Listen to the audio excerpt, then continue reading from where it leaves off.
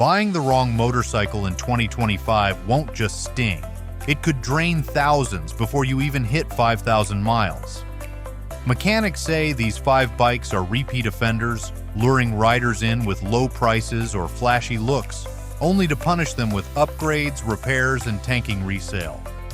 What seems like freedom quickly turns into frustration and bills. Stick around, because the final name on this list proves even Harley legends can ambush loyal riders when they least expect it. Number 5. Harley-Davidson Iron 883. Thousands of dollars vanish on the so-called bargain everyone recommends, and it is not a recall.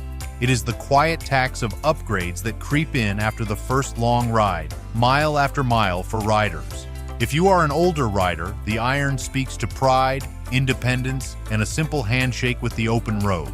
Yet it can turn that promise into tinkering while your buddies keep rolling.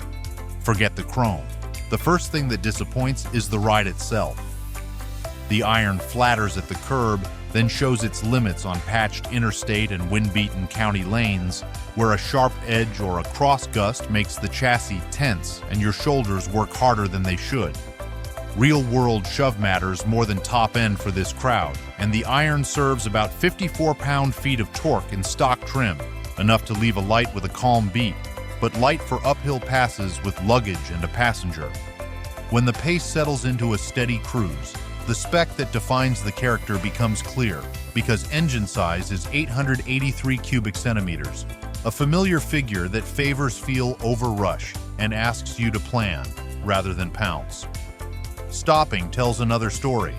The factory braking system uses a single front disc and a single rear disc with an optional anti-lock braking system, serviceable in town and stretched thin on hot, heavy descents that demand more bite and lever.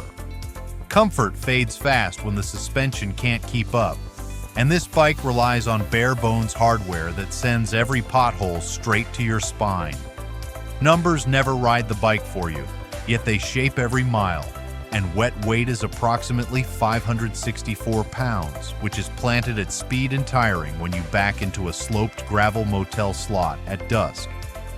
The first impression comes from the saddle, with a seat set at about 25.7 inches that inspires confidence at stops but cramps taller riders over time. Power on paper will not win arguments, but it explains why the Iron asks for patience when the road tilts, because horsepower is approximately 49, useful in town and modest when the horizon gets big. For many riders, the lure was financial, with a new cost of $8,999, but the so-called bargain unraveled once the fixes began. A better seat to keep hips happy, taller shocks to free travel, fork oil and springs to calm chatter, braided lines and quality pads for a firmer lever, and maybe a gearing change to hush the hum at highway pace. None ruin a budget alone, yet together they cost weekends and dollars you meant to spend riding. High temperatures expose what the spec sheet hides. Comfort fades quick. In summer traffic, the rear cylinder's warmth creeps into your right thigh, and the buzz that felt lively downtown becomes work after 60 miles of slab with a headwind. Two up, the shortcomings speak louder. The stock pillion is thin, the rear shocks bottom over square-edged bumps, and the bars load your shoulders. So the second hour becomes a negotiation with the next gas stop rather than a celebration. Maintenance is not the enemy here. The Iron rewards fresh oil, clean filters, and honest checks, and parts are easy to find, but simplicity cannot hide physics. The bike still rides short, stops modestly, and hums at speed unless you invest in the fundamentals first. If your map is downtown streets, coffee runs, and easy loops at sunset, the Iron earns its keep and looks the part. If your map is state lines, long grades, and weather that changes its mind, the math flips, and the motorcycle that seemed affordable becomes the one that demands the most from your wallet and your patience. Many riders talk about the Iron as their first step into freedom, but the shine often faded too quickly. The reality of weak brakes, limited comfort, and buzzing vibration left more men looking for an upgrade far sooner than expected. Stories circulate at every bike night of owners who bought the Iron on looks alone, only to sell within 2 years after sinking thousands into suspension and braking upgrades. For seasoned riders, that short leash is proof of a design that aged poorly. Shift your focus from entry-level struggles to a so-called bargain cruiser that turned out to be anything but a safe bet. If you've ever owned one of these bikes, or swore you never would, drop your story in the comments below. Riders trust riders more than anyone else, and if you're finding value here, hit that like button. It tells us you want the truth others are scared to share. Number 4. Yamaha V-Star 1100. Long and low from nose to tail, the V-Star promises easy cruising, yet shop veterans know the small compromises swell with distance. If you are the kind of rider who wants steady torque, low maintenance, and confidence when you twist the key, this one hits your wallet hardest. It promises simplicity, but hidden costs sneak in through starter clutches, carburetor work, and suspension upgrades that stack up faster than you think. Short trips disguise its flaws, but once the journey extends, the lack of depth and performance is plain. Horsepower is approximately 62, enough to roll gently through traffic, but not the kind of thrust that pulls you past a semi when the bags are loaded. The motor itself is large enough to suggest muscle, yet its character is mild. Engine size is 1,063 cubic centimeters, and it favors steady rhythm over excitement, which can be good for calm riders but disappointing for anyone who craves authority on the throttle. Initial shove feels reassuring, but it cannot carry the weight of real touring duty. Peak twist measures about 62 pound-feet, serviceable around town and acceptable 2-up, yet underwhelming once you reach high elevation or start climbing long grades. Stopping power tells another story. The braking system carries dual front discs and a single rear disc, but no anti-lock braking system. In city use, it feels adequate, but on long descents with gear aboard, the lever grows heavy and confidence fades. The weak link shows up in the suspension, built to a price instead of built for the road. The setup features a conventional telescopic front fork and a hidden rear monoshock, and while the design looks clean, the ride turns harsh over broken pavement and mushy when pushed through sweepers. Weight plays its role as well. Wet weight is approximately 637 pounds, which keeps the bike planted in wind, but makes parking lot maneuvers and motel gravel drives a chore for aging backs and knees.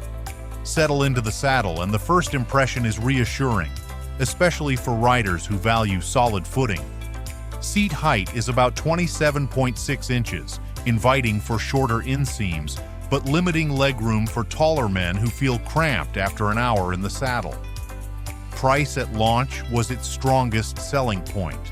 Starting price when new was about $7,999, low enough to lure riders looking for value, but the hidden maintenance costs and common upgrades quickly erased that advantage.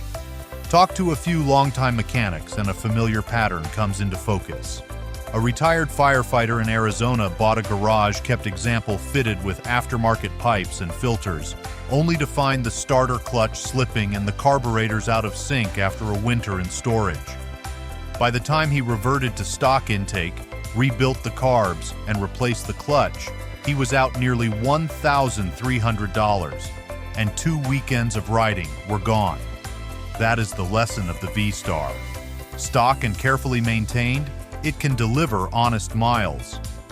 Once tinkered with, or once deferred maintenance creeps in, the costs climb in small steps that never feel small to your wallet. Those seeking calm, predictable cruising may get what they want here, provided they respect its limits and keep it simple. For those who expect a cruiser to haul weight, deliver strong braking, and handle with confidence over poor pavement, this one becomes more burden than bargain. On paper, the V-Star looked bulletproof, yet in the garage it proved fussy. Once carburetors went out of sync or the starter clutch slipped, owners faced repeated trips to the shop, draining time better spent logging steady miles on the road. Veterans caution that bargain cruisers like the V-Star lure men with price and looks, but when replacement parts or shop bills arrive, the math shifts quickly. The pride of ownership fades once the hidden costs eat away at retirement budgets. From Japan's promise of reliability, we move toward America's boldest experiment in design, a motorcycle that looked futuristic, yet left riders stranded in reality. Before you sink money into fixes that don't last, make sure your gear and accessories are working for you, not against you. I've dropped a link in the description to the essentials every rider should have, the stuff that saves miles, money, and frustration. Check it out before your next ride. Number 3. Victory Vision Tour. Sculpted bodywork and big mile comfort make the Vision a head-turner, but a tip in the driveway can start a long hunt for rare plastics. The factory was gone, and suddenly the wild shape they loved became a liability when a simple part went missing. If you were one of the riders drawn to its comfort and futuristic design, you already know the pain. A tip-over in a driveway could mean weeks waiting on a fairing panel, a mirror pod, or a latch no longer stocked. What promised freedom often turned into frustration, and the bills followed close behind. Its beating heart is a V-twin that values relaxed grunt over redline thrills. Horsepower is approximately 92, steady enough to cruise all day, but not the kind of number that erases the bike's heft when you need a quick surge. Its size tells the other half of the story. Engine size is 1,731 cubic centimeters, built for long, low RPM work, which means it lopes along happily on the highway, but never feels eager when you crack the throttle hard. Its real strength shows up in the low-end pull that keeps the ride calm and controlled. Peak output is about 109 pound-feet, and that steady shove lets you climb grades 2 up without hunting gears. One of the traits that made the bike such a comfortable tourer in its prime. Stopping power comes from a serious setup for its day. The braking system uses dual front discs, a single rear disc, and on later years, a linked anti-lock braking system, which gave riders extra confidence when they had to rein in the weight on mountain descents. The Vision's reputation rested not only on its appearance, but on how smoothly it carried riders mile after mile. The suspension setup features a conventional telescopic front fork and an air-adjustable rear monoshock, softening rough stretches and making it one of the more comfortable options in its class when new. But comfort comes with mass. Wet weight is approximately 869 pounds, a figure that makes it planted at speed but a strain to muscle around parking lots, especially for riders in their 60s who just want a machine that works with them, not against them. Slide into the saddle and the low stance greets you with instant ease. Seat height is about 26.5 inches, so most riders can flat-foot it, which is reassuring at stops. The low perch adds comfort, but it also highlights the width and bulk when maneuvering in tight spaces. When new, this machine was not cheap. Starting price was about $20,249, putting it up against heavyweight touring competitors, and for many riders, the futuristic styling justified the cost. The real issue came later when resale values slid, and parts prices climbed because supply thinned as the brand disappeared. In garages across the country, mechanics repeat the same tales of frustration. Owners roll in after a minor mishap needing a turn signal housing or a side panel, only to hear that the part is back-ordered with no guarantee.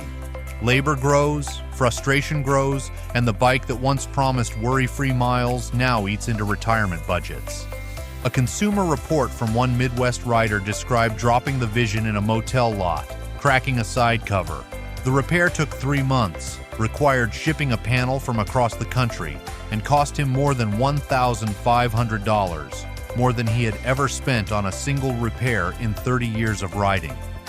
For those who still ride the Vision today, the miles can be sweet, the wind protection is excellent, the storage swallows luggage, and the comfort is undeniable. Yet every trip carries the shadow of what if? What if a part breaks? What if a simple accident sidelines the bike for months? That is why mechanics put it on the list. The ride itself may be smooth and satisfying, but the ownership story is full of risks that grow larger as the years pass. Riders loved the Vision for its futuristic styling and touring comfort, but long-term ownership carried constant anxiety. The fear of dropping it, cracking a fairing, or losing months to a parts chase overshadowed the joy of smooth power and highway manners. Mechanics explain that the Vision was not an unreliable bike, but an unsupported one. Once the brand folded, even basic repairs became headaches. That lack of security is what turned a promising machine into a gamble most riders should avoid. After examining a fallen touring dream, it is time to uncover a machine Harley built for younger riders that ended up dividing the entire community. Number 2. Harley-Davidson Street, 750. 40,000 bikes were sold on a promise of affordability, and yet countless riders walked away with regret. The Street was marketed as a revolution, but it betrayed buyers by delivering corner cutting where it mattered most. If you bought one thinking it was your gateway to the Harley world, you know the sting. Paint faded early, brakes felt weak, and long rides turned into sore backs and buzzing hands. What should have been your proud entry into the brotherhood instead felt like you settled for less. The marketing leaned on style and accessibility, not on bragging rights at the spec sheet. Horsepower is approximately 47, which is fine for a coffee run, but lacking when you face a climb with traffic stacked behind you. The engine never gave you the headroom to feel secure on a long stretch of highway. Under the tank sits a compact motor that was supposed to introduce a new era. Engine size is 749 cubic centimeters, and while liquid cooling kept temperatures down, the delivery favored revs over the deep, lazy pull Harley riders expect. Crack the throttle and the disappointment was immediate. The pull just wasn't there. Torque measures about 44 pound-feet, a modest figure that made the bike feel strained with a passenger or luggage and underwhelming compared to any big twin. Confidence should come from the controls, but the braking system was another sore point. A single front disc and a single rear disc formed the standard setup, with anti-lock braking system offered only as an option, leaving many examples on the road with nothing more than bare-bones stopping power. Comfort didn't improve once the wheels started turning. The suspension setup paired a conventional telescopic front fork with dual rear shocks that had short travel, which meant potholes and uneven roads punched straight through to your spine and shoulders. The numbers on the scale added another burden. Wet weight is approximately 514 pounds, manageable for new riders in the lot, but surprisingly heavy when pushing it backward into a sloped motel driveway after a long day. On paper, it looked built for comfort, yet the reality set in after only a few miles. Seat height is about 28.0 inches, accessible to many, but taller riders quickly found themselves cramped, with knees bent too tight and hips sore after less than an hour. The main selling point was always cost. Starting price when new was about $7,599, which undercut every other Harley. Yet the savings evaporated once owners began paying for better shocks, fork work, braided lines, and pads just to make it ride decently. Nothing illustrates the issue better than the account of a frustrated Midwest rider. He bought a Street as his first new Harley, only to spend nearly $1,000 in the first year upgrading suspension and brakes just to keep up with his friends on weekend rides. The bike that looked affordable ended up costing him nearly as much as a used big twin, without the same pride. That is why mechanics shake their heads when one rolls in. It is not that the Street cannot be fixed, but that fixing it takes too much time and money for what you get in return. It is a starter bike that demands veteran patience, and that is a contradiction no rider should accept. For short commutes, easy errands, and a light touch, the Street can do the job. But if your vision of riding is long days, loaded bags, and effortless power, the weaknesses show up fast. You deserve a machine that feels like freedom, not a compromise you have to explain. The Street was supposed to open the Harley brand to a new generation, yet most owners learned fast that it felt like a compromise. Thin paint, buzzing controls, and weak brakes chipped away at the pride Harley riders normally carry. Plenty of younger riders traded their Street within a year or two for something stronger, and older men rarely looked twice. A motorcycle that should have built loyalty instead sent riders running, and that failure hurt the brand's credibility deeply. The next bike on this list proves that even when a motorcycle wears classic Harley lines and heritage, Hidden flaws can turn ownership into a gamble you never saw coming. You've seen how even respected names can stumble, and the final entry will prove no rider is untouchable. If you care about staying ahead of these changes, hit subscribe right now. Join a community of riders who refuse to be left in the dark about their freedom. Number 1. Harley-Davidson Dyna Superglide. Tens of thousands of riders trusted this model only to discover a hidden flaw that could cost them an engine. The betrayal came from inside the heart of the machine, cam chain tensioners that wore down faster than expected, turning reliable rides into expensive rebuilds. If you ever owned one of these bikes, you know the fear of waiting for the ticking noise, wondering if the next mile would be the one that chewed up your oil pump and left you stranded. For older riders who built their identity around steady torque and long-distance trust, that flaw felt like a slap in the face. Looking only at the figures, you might believe the power was more than adequate.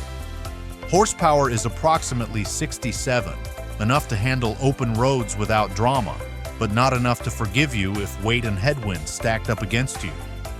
The motor carried a name everyone knows. Engine size is 1,450 cubic centimeters, tuned for a steady beat rather than high revving speed, and that familiar cadence still turns heads. Veterans recall the relaxed feel of cruising in higher gears without strain. Torque measures about 82 pound-feet, delivered low and strong, making the bike a favorite for relaxed cruising and rolling past traffic without dropping a gear. Stopping power, though, was never its strong suit. The braking system relied on a single front disc and a single rear disc, and no factory anti-lock braking system, which left riders depending on distance and careful lever work when roads turned slick or traffic cut close. Just like the brakes, the suspension leaned on a simple, old-school recipe. The setup used a conventional telescopic front fork and twin rear shocks. Easy to service, yes, but the short travel punished older backs on broken pavement, and sweepers demanded patience instead of speed. All that steel carried heft. Wet weight is approximately 640 pounds, which gave the bike stability at highway speeds, but required strength and care in a gravel parking lot after a long day's ride. For many riders, the riding position struck a comfortable middle ground. Seat height is about 26.5 inches, low enough for solid footing, but tall enough to give room for knees compared to smaller models, striking a balance that appealed to many. When it first rolled into showrooms, the sticker drew riders in. Starting price when new was around $12,500, not cheap, but fair for a Harley with this presence. The hidden cost, though, showed up later when cam tensioners or oil pumps demanded repair. A story out of Ohio is typical. A rider in his late 50s bought a well-kept Superglide, only to hear the dreaded ticking on a summer ride. His local shop pulled it apart and found the tensioner shoes worn to the metal. The repair, including pump upgrades and labor, ran over $2,000. He called it the most expensive, cheap Harley he ever bought. That is the truth of this machine. With upgrades done, it can run for years, smooth and steady. Without them, it is a time bomb hiding behind chrome and nostalgia, and that makes it one of the most deceptive buys on the used market today. The Superglide earned loyalty for its look and feel, but mechanics always remind riders of the hidden danger. Cam chain tensioner wear could destroy an engine if ignored, turning a proud investment into one of the most expensive lessons. For those who upgraded early, the bike delivered steady miles and the authentic rhythm of the twin. For those who did not, the repair bills cut deep. That split reputation is why the Superglide remains a cautionary tale today. Older riders know the value of prevention. They know a strong motor, solid brakes, and comfortable suspension mean freedom, not bills. The Superglide offered the look, the feel, and the sound, but it also carried a risk many riders never saw coming. That is why it stands here at the top of the list. Not because it lacked style, not because it lacked torque, but because it fooled too many riders into thinking they were safe when the real cost was waiting to ambush them down the road. Every mile we ride is more than pavement. It's memory, pride, and freedom. These 5 motorcycles prove that not every machine deserves your trust, and knowing which ones to avoid is the difference between regret and confidence. If this countdown opened your eyes, subscribe right now and stand with riders who refuse to be misled. Drop your own story in the comments so others can learn from your experience. And hit like if you believe truth still matters in motorcycling. Together, we keep each other sharp, and together, we keep the open road alive.